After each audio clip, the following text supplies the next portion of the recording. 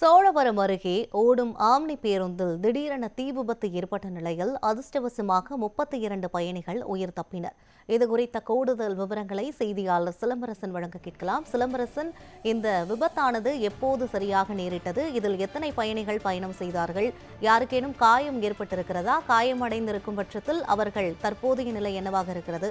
தீயணைப்பு துறையினர் அங்கு வந்திருக்கிறார்களா? மேலும் விவரங்கள் என்ன, சொல்லுங்க. சோழவரம் அருகே ஆம்னி பேருந்தில் திடீரென தீ விபத்து ஏற்பட்டது. சுமார் 32 பயணிகள் அதிர்ஷ்டவசமாக தள்ளிப்பட்டது.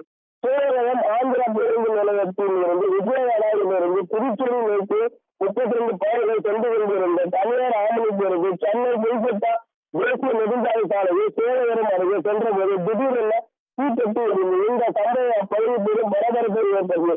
பேருந்திலிருந்து சிதறி வெளியே தொடங்கியதை ஓட்டுநர் உடனடியாக சுதாரித்துக் கொண்டு பேருந்தை சாலை விவரமாக நிறுத்தினார். அப்பொழுது அனைவரும் உடனடியாக கீழே இறங்குமாறு எச்சரித்தார்.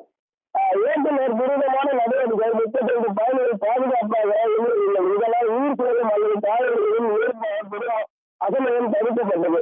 பயணிகள் அனைவரும் பாதுகாப்பை இருந்த சில நிமிடத்தில் நிறுத்தி மலமளவென பரவி பேருந்து பெரும்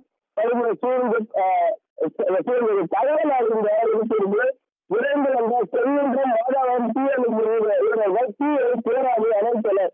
இருப்பினும் பேருந்து முழுவதும் மலமளவென பரவி அந்த வாகனம் முழுவதும் தீ ஏற்பட்டது. இந்த தீ விபத்தால் சென்னை கொல்கத்தா தேசிய நெடுஞ்சாலை சாலையில் சிறிது நேரம் போக்குவரத்து பாதிக்கப்பட்டது. இந்த சம்பவம் போலீசார் போக்குவரத்து சீரமைப்பு பணியில் ஈடுபட்டு கொண்டிருந்தனர். திடீரென்று தீ விபத்துக்கான காரணம் என்ன குறித்து சோழவரம் போலீசார் வழக்கு பதிவு செய்து விசாரணை மேற்கொண்டு வருகிறது.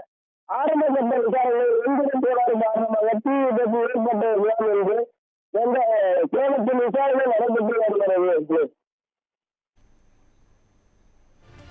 சோழவரம் அருகே ஓடும் ஆம்னி பேருந்தில் திடீரென தீ விபத்தானது ஏற்பட்டிருக்கிறது. இது தொடர்பான காட்சிகளையும் தகவல்களையும் நேரலையில் வழங்கியமைக்க நன்றி சிலம்பரசன்.